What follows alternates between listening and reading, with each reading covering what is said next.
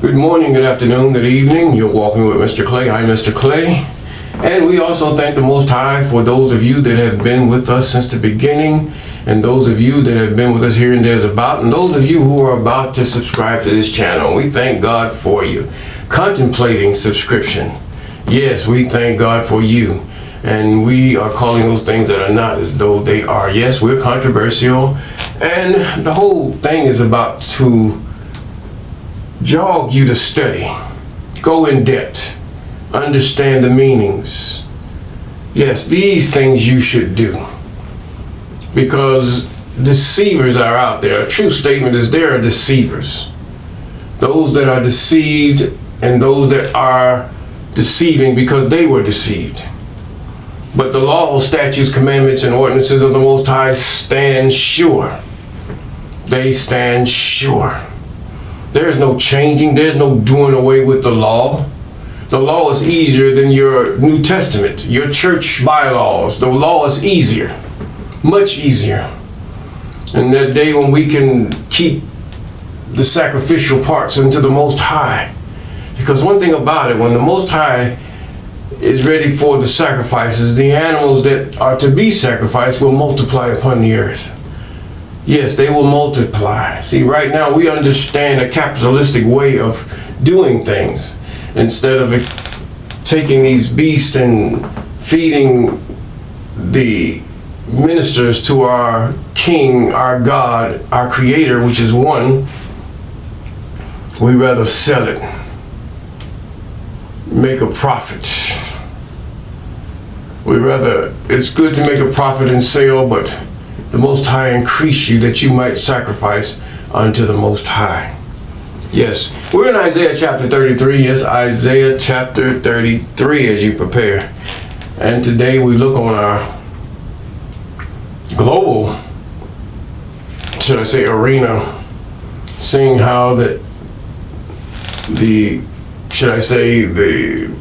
European or those descended from the European nations are ready to go at it with each other, or those who are descended from the Caucasus Mountains or mix some kind of way out of the Caucasus Mountains.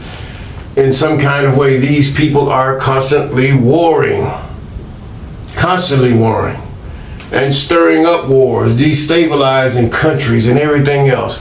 But the Most High is going to get sick and tired of it one day. Sick and tired of these so-called elite and rich people sacrificing the lives of the poor and those who are just working class to fit their agenda, and then pumping the poor and the working class of their kind to think that they're doing something spectacular when you're just being foolish for nothing. Yes. Nobody has done anybody wrong. The fact is, if you live and let live, as people say, it will be well. But for those who have an agenda of power, an agenda of wealth, an agenda of, should I say, collecting women or whatever, this is covetousness. The covetousness is an old English word, meaning desire for something that is not yours, or a desire for something that is not yours without permission to obtain it, or you can't see a way of obtaining it. That's covetousness. I can desire or covet or lust, they are all the same, one and the same, after anything I want. But what am I desiring this thing for? What am I desiring for? Thou shalt not covet. What am I desiring it for? What is my motive behind wanting this young lady that is beautiful? Do I just want to marry her for a season? And after I get my fill of her, I'm ready to get rid of her for another?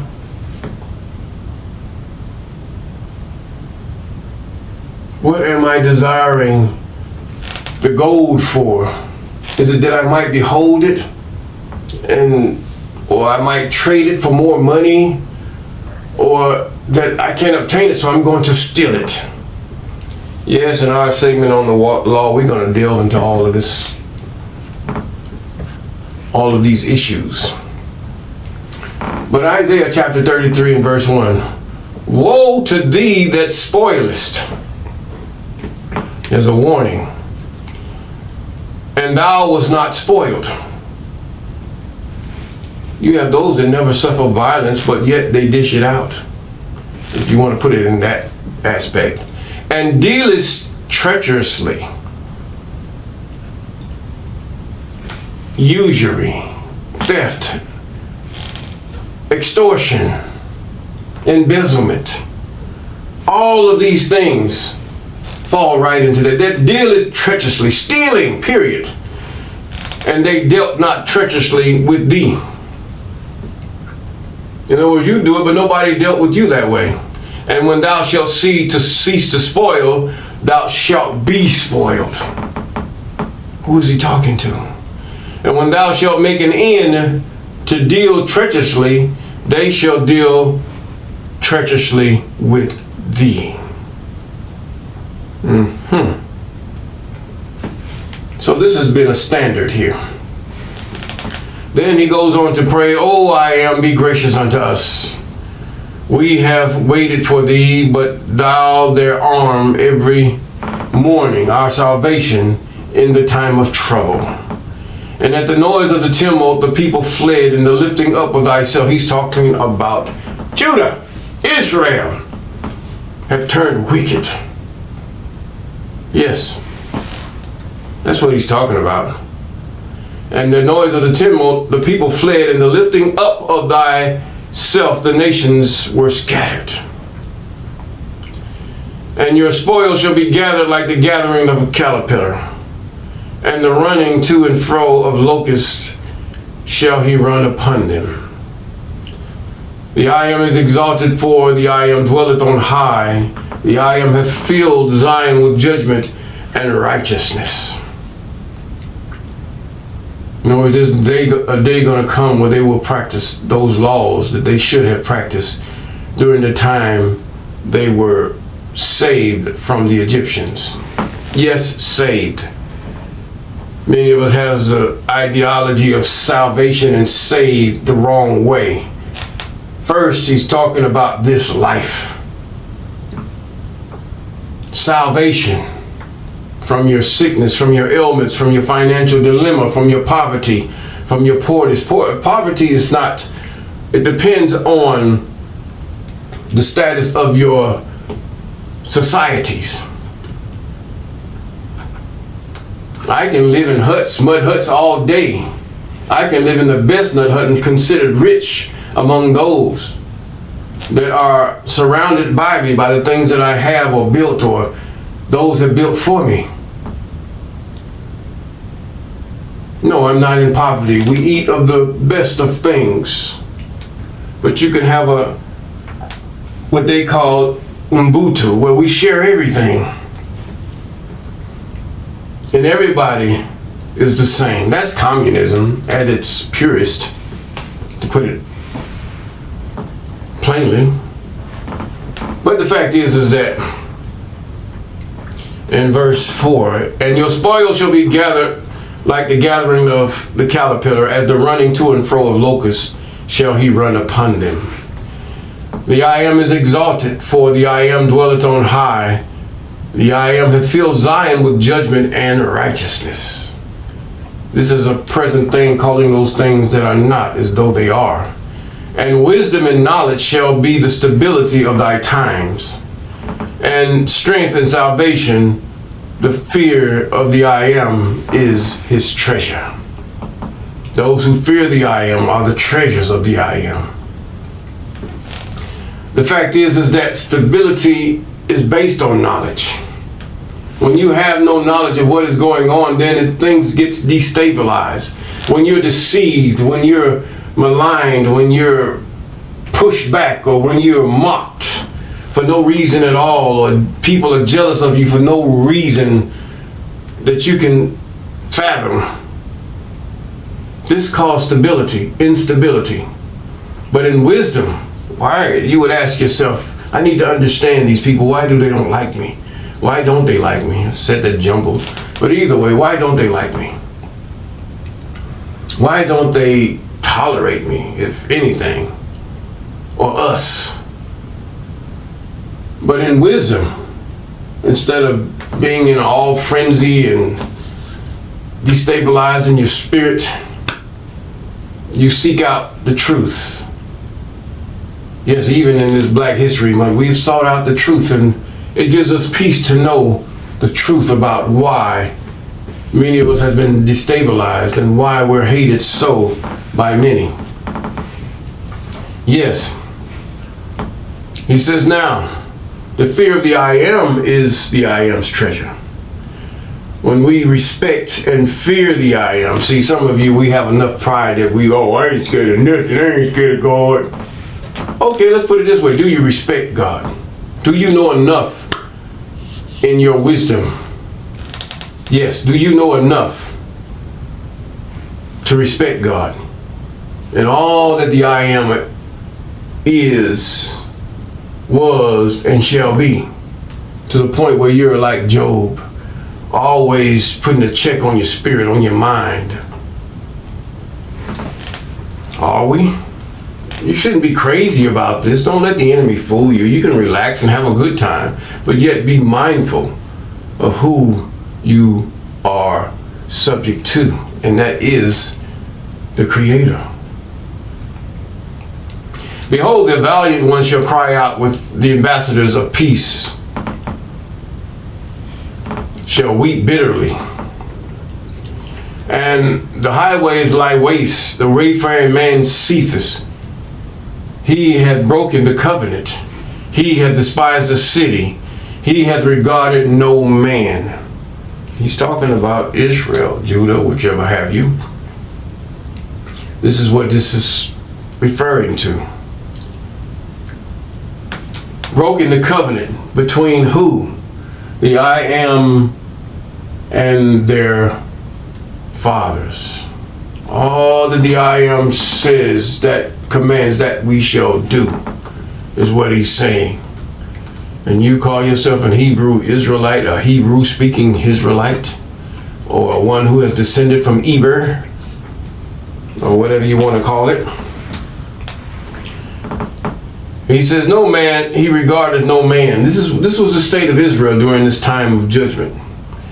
The earth mourneth and languisheth. Lebanon is ashamed and hewn down. Sharon is like a wilderness. And Bashan and Carmel shake off their fruits. You brought everything to shame. The Most High wanted you as an example to the nations, that they might come to the Most High and be healed. But no, you want to be like the other nations instead of the other nations being like you. In your dress, in your hair, in your apparel, the way you do your ludicrous things or your lewd things, the way you walk out of your genders and try to be a gender you're not. Oh yes, because of this the earth mourneth and languishes. Lebanon is ashamed and hewn down. Sharon is like a wilderness, and Bashan and Carmel shake off their fruits. Now will I rise, saith the I Am. After seeing all this, now will I be exalted, now will I lift up myself. Ye shall conceive chaff. In other words, just nothing. Ye shall bring forth stubble, and your breath as fire shall devour you. In other words, this is your judgment. This is your sentence. And the people shall be as a burning of lime, and as thorns cut up. They shall be burnt in the fire.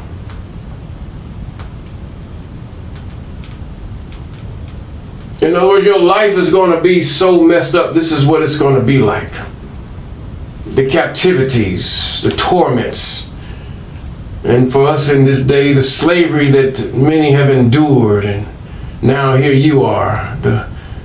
All the hideous things that have happened. It's not this because of the anger of the Most High toward you, toward your mother, your father, and those before them, but yet you continue in their ways.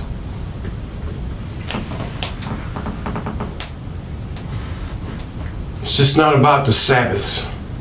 It's about getting out of that idolatrous Christianity and these Islamic things that we call ourselves, going to the Hajj and all other things that they do.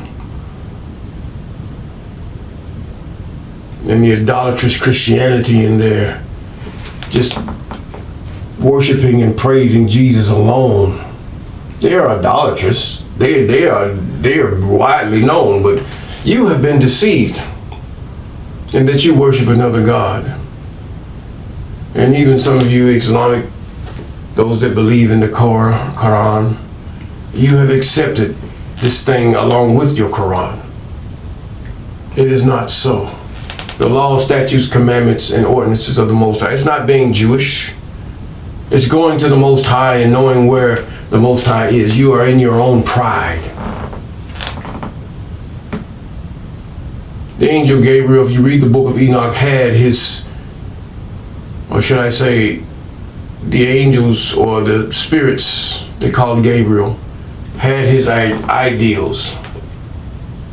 But how did it get to you? How did it get to this man you say wrote the book? This is on your own. You have to see this. How did we adopt the things that we have? How did he come up with all these? The same thing with the New Testament. They got most of it from these books. And some they dreamt up of themselves. Now, he says, and the people shall be as burning of lime. Lime was used as mortar back then. They had lime pits, yes. Even back to the time of Joseph, they were lime pits. Deep pits where they would burn and it would become a powder. As thorns cut up, they shall be burned in fire. Wow. This is bad. What is about to come upon the children of Israel. Hear ye that are far off that I have done, and ye are near, that ye are near, acknowledge my might. The minds of men, the Most High has the minds of men. They don't know why they do things, but the Most High has given permission to spirits who are to do this evil upon the children of men. The sinners in Zion are afraid. Yes, you have sinned. That's transgression against the law, right? Correct. Okay. Fearfulness has surprised the hypocrites. You pretend to be what you are not, what you do not live. This is one of his judgments. Sinners rejecting of the law, hypocrites pretending to be in the law. Who among us shall dwell with the devouring of fire? Who among us shall dwell in the everlasting burning? Flesh and fire don't mix, I'll put it that way. Either it's going to be well done or it's going to be crispy. He that walketh righteously. This is the answer to it all. He that walketh righteous. What is righteousness? The commandments, statutes, and ordinances of the Most High. That is righteousness. It's not your Jesus stuff. Oh, you just got to do right. You must know what is right is. What is the measure of doing right? What is the measure? What is the measure of righteousness, holiness? How does God measure this? The laws, statutes, commandments, and ordinances. There is a protocol or a mirror or a standard that we can weigh ourselves against. Yes. Or with. It's just not a saying, you just gotta do right. That is dumb. He shall dwell on high. He that walketh righteously and speaketh uprightly. He that despiseth gain of oppression, usury, and the gain of whatever the Most High have just described. I mean, you've dished out, but nobody dished it back to you. And shaketh his hands from holding bribes. Yes, it blinded the wise, and stoppeth his ears from hearing of blood, and shutteth his eyes from seeing evil. Hearing of how somebody was slain and slaughtered, and how that they were robbed or whatever. killed in the street and slain because of somebody's bigotry, because of somebody's animosity, because of somebody's pride or somebody's anger, because of foolish things. This is the one that shall escape this. Oh, he's walking it. Isaiah is walking it. He shall dwell on high. This is the meek one that knows when to refrain and knows when to smite, according to the law, statutes, commandments, and ordinances of the Most High. Yes, he shall dwell on high. His place of defense shall be the munitions of rocks. Bread shall be given him, his water shall be sure. In other words, there is no other sure place than in the laws, commandments, statutes of the Most High to walk in them. Yes. He says, thine eyes shall see the King in his beauty, and they shall behold the land that is very far off. Because you're in captivity, okay. Thine heart shall meditate terror. Where is the scribe? Where is the receiver? Where is he that counted the towers? Thou shalt not see a fierce people, a people of a deeper speech than thou canst perceive, of a stammering tongue that thou canst not understand. These people that's coming against you, they speak a different language. Look upon Zion, the city of the Solomonites. Thine eyes shall see Jerusalem, a quiet habitation, a tabernacle that shall not be taken down. Not one of the stakes thereof shall be removed, neither shall any of the cords thereof be broken. Yes. He says, thine eyes shall see Jerusalem, a quiet habitation. Oh, yes. But there the glorious I am will be unto us a place of broad rivers and streams. This is the result of walking in the statutes, commandments, the covenant, the commandments. It's not 10. Because if you go to the last one, thou shalt not covet. If you will not covet, you will not commit adultery. If you will not covet, you will not steal. If you will not covet, you will not take, you will honor your parents and not trying to take their place. In other words, I can do better than them. Oh, if you will not covet. This covers it all. But one thing to do cover, is that the presence of the Most High will be with you always. And for that, we order our steps aright. Yes, we do. We order our steps accordingly to the covenant.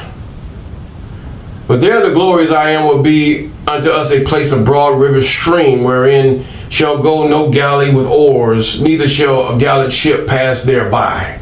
21. For the I am, this is 22. For the I am is our judge. Who can judge you? Against the laws, commandments, and statutes. They may try because it's against their evil laws. No one can judge you against the covenant that you are walking so straightly in. No one. The I am is our lawgiver. The I am is our king. Not no Jesus. Not no Josiah, nobody. It's the I am. He gave it unto them because they were stubborn and stiff-necked. They rejected the Most High in the time of Samuel. But the Most High was always king. There is no king of kings and no lord of lords. There is only the I am. That's it. And it doesn't seem evil to you to say he believes in God only. That is only God. For he even declares, seeing no I am he, there is no other God. And I would add, no demigod beside the Most High. The Most High states he kills, he makes alive, he wounds. And there is no one, and he can heal, and no one can escape the I am's hand of power. No, no one. For that reason, the I am is our judge. The I am is our lawgiver. The I am is our king. And the I am will save us from anyone that is contrary to that. if we walk accordingly. Our tacklings are loose. They could not well strengthen their mass. They could not spread the sail. Then is the prey of a great spoil divided. The lame take the prey. So after everybody done their thing, the lame comes, snatches, and run. And the inhabitants shall not say, I am sick. The people that dwell therein shall be forgiven of their iniquity. Yes, this time has come. During the time Israel was allowed to go back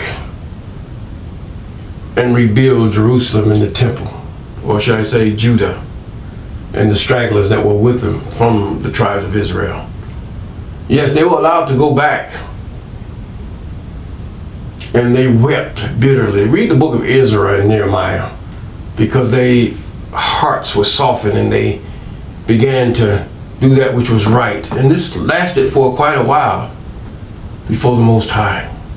But they did not have a king. No, they didn't. They had governors and rulers that felt under the king of Persia. And then you got the time of the Greeks.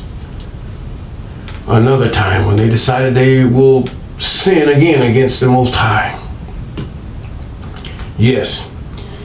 But if we do those things that are right, even our individual lives, according to the commandments, statutes, and ordinances before the Most High, then the I Am will be our judge, will be our lawgiver, will be our king, and will save us. And we will have peace.